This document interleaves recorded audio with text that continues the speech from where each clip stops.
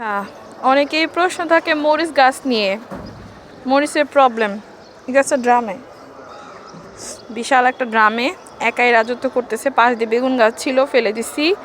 যেহেতু বয়স হয়েছে, আস্তে আস্তে বেগুন গাছটা এখান থেকে সরে ফেলতে হয়েছে। তারপরে পুঁই শাকের ছিল, 3টা গাছ ছিল, মানে পুঁই শাকের ডাল ফেলে রাখছিলাম। আমি মাঝে মাঝে পুঁই শাকের ডাল ফেলে রাখি যেখানে স্পেস বড়, কারণ আপনার এত বড় স্পেসে চাইলে রাখতে পারেন। আপনার যে পরিমাণ আপনার একটা পাত্রে কিভাবে খাবার দিচ্ছেন সেটার উপর। যদি মনে করেন যে একটা পাত্রে বেশি সার হয়ে গেছে, আমি কিন্তু ওই অর্গানিক ছাড়া কোনো কিছু দেই না, কারণ যেহেতু জানেনই আমি কবুতর পালি, মুরগি পালি, তো আমি এখানে রাসায়নিক কোনো কিছু আমি দিব না। খুব ন্যাচারালি আমি চলতে পছন্দ করি, নিজেও বাস্তবেও। তো এখানে দেখেন মরিচ গাছটার এই পর্যন্ত আমি মাশাল্লাহ হারভেস্ট করছি 5 থেকে 6 বার। এখানে আছে 2টা গাছ, জাস্ট 2টা গাছ আছে। তার মধ্যেও ভুল করছিলাম, আমি 3টা গাছ ছিল, একটা গাছের ডাল কেটে ফেলছে, ওইটা আর কি নিচের থেকে গ্রোথ তেমন বাড়ে নাই। 3টা গাছ দিয়েছিলাম, 2টা গাছ হয়েছে, 2টা গাছ থেকে মাশাল্লাহ অনর্গল হয়েই যাচ্ছে। কিন্তু এখন কিন্তু প্রবলেম দেখা দিচ্ছে। এই দেখেন, এই যে প্রবলেমগুলো দেখছেন, এগুলো কিন্তু এখন আমি ছাঁটাই করব। কিন্তু নতুন পাতা মানে গজাচ্ছে, কিন্তু এগুলো ভালো না, এগুলো কেটে দিব। কিন্তু এগুলো কিন্তু এমনটা না যে হবে না, এই যে এখানেও হচ্ছে, একটু করতে হবে। আমি চাচ্ছিলাম গাছটা পুরোপুরি হার্ড প্রুনিং করতে, মানে হচ্ছে একদম এই জায়গা থেকে ধরে ধরে কেটে দিতে। এখানে একটু কথা আছে, দেখব যে যদি কলি আর ছোট ছোট মরিচ থেকে থাকে গাছে, তাহলে আমি হার্ড প্রুনিংটা করব না, ওইটা বড় হতে দিব। তারপর যদি ফুল হালকা ফুল থাকে তাহলে সেটা করবো, কিন্তু যদি মরিচ চলে আসে আমি হার্ড প্রুনিং করব না। এখন যদি মরিচ তোলার কথা বলি, এখানে কয়েকবার তোলা হয়েছে, গরম কি বলে লাল লাল হয়েছে এই অবস্থায় না, মানে সবুজ অবস্থায়। একবার কাঁচা অবস্থায় তোলা হয়েছে, ওটাও ঝাল, হালকা ঝাল ছিল। পরে যখন বাতি করে করছি তখনও হচ্ছে ঝাল হয়েছে। এখন কথা হয়েছে যে আপনি এত বড় একটা ড্রামে কি মরিচ দিবেন?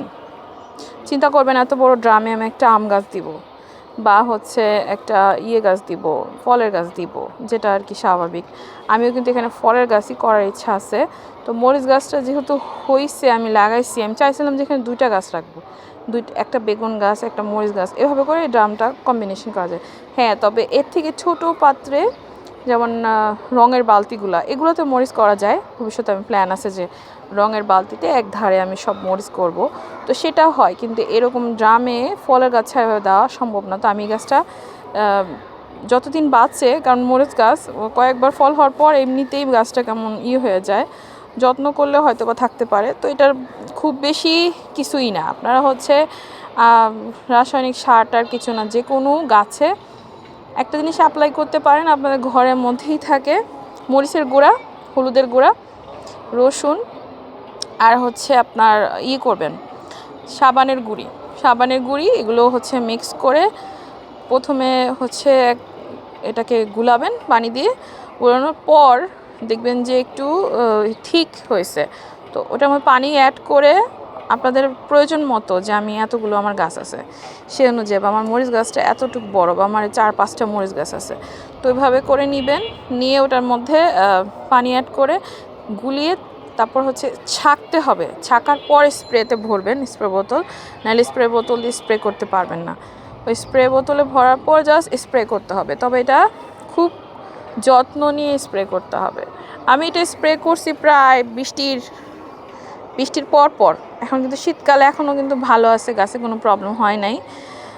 এই গাছটা যেহেতু রোদ পড়ে, আরেকটা কথা হচ্ছে গাছকে রোদে দেওয়ার চেষ্টা করবেন। ছোটো ছোটো টব হলেও টবগুলো একটু উঁচা করে রাখলে বেশি ভালো হয়। আমার কিন্তু বেশিরভাগ টব হচ্ছে নিচে, তো আমি চেষ্টা করছি যে আস্তে আস্তে সব গাছগুলো একটু উপরের দিকে হ্যাঙ্গিং করে রাখা যায়, মানে প্রপার রোদটা যদি পড়ে একটা গাছ সুন্দর হয়। তবে ছাদে অবশ্যই রোদ পড়ে। আমার বাসার একটা সাইডে পুরো ছাদটা জড়িত গাছ, পুরোপুরি যে সাইডে রোদ কম সেই সাইডে হচ্ছে যেগুলো গাছে রোদ লাগানোই যাব না, যেমন স্ট্রবেরি আছে ওই সাইডটাতে রাখছি।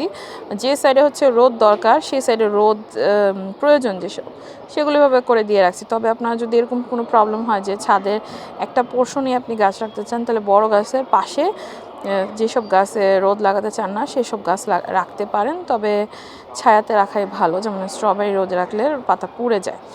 তো আমি এখানে একটু ছবি তুলব, ছবি তোলার পরে একটু আমি করব, মরিচ কালেক্ট করব, কারণ মরিচ বড় হয়ে গেছে কিছু, ওগুলো কালেক্ট করবো, বাকিগুলো রেখে দিব, আর কিছু ছাঁটাইও করতে পারি। তো ইনশাল্লাহ দেখি কি করি।